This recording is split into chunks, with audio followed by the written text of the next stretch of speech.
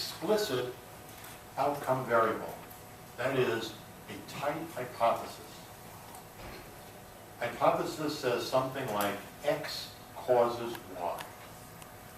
You have to be explicit about X, what X means. You have to be explicit about what Y means.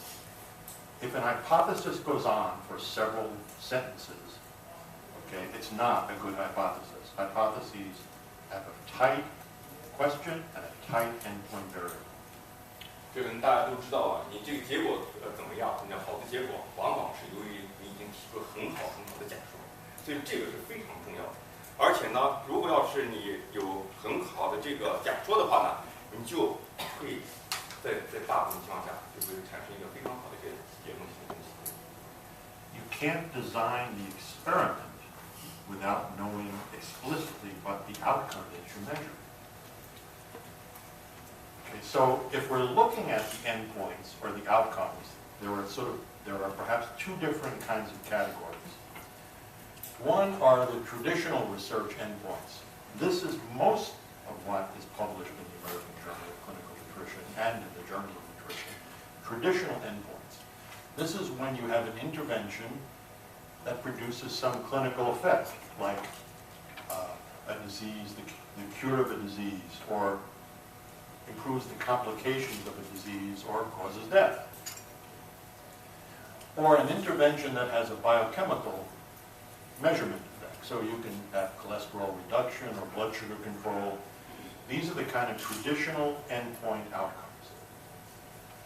But what's become known as outcomes research, at least in the US and Europe, and I'm not sure about in China, but what's known as outcomes research is somewhat different, even though the requirements are precisely the same scientifically.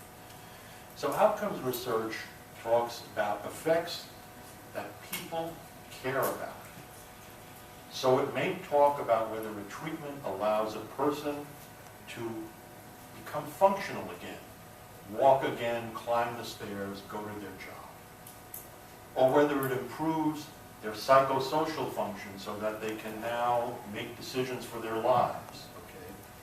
Or whether they have satisfaction with the outcomes and satisfaction with the care. Whether or not the healthcare services may be appropriate, okay, and be useful to them, and whether or not there's a cost benefit to this kind of treatment. So some treatments may be very cheap but have very good outcomes. Other treatments may be very, very expensive and have the same outcome. So the cost-benefit analysis for the healthcare system favors the one that's cheaper.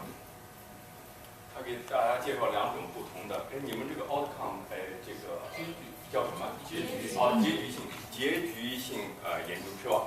就是两种传统性的，你比如说是你搞生化，比如说是研究胆固醇降低啊什么或者是血糖高啊，这是一种。还有一种 intervention 就是临床上的。 说是复合症呀、并发症呀，或者是疾病性的，这是一种传统的。现在他强调的一种叫 outcome 这种，就是叫结局性研究，这种呢就是意义就更大一些，而且呢它是真正的就是我们到底想要得到什么，或者我们哪些东西对我们生活更重要一些，所以他列了下面的几个，我们大家都知道。但是呢，我想提醒大家一下，因为我们这个是 workshop， 所以呢，希望呢一定就是把你手机啊关掉，要不是影响大家。还有一个就是你要是相互谈话的话，声音小一点，不要一声音大以后别人就听不见啊，要提醒大家一下。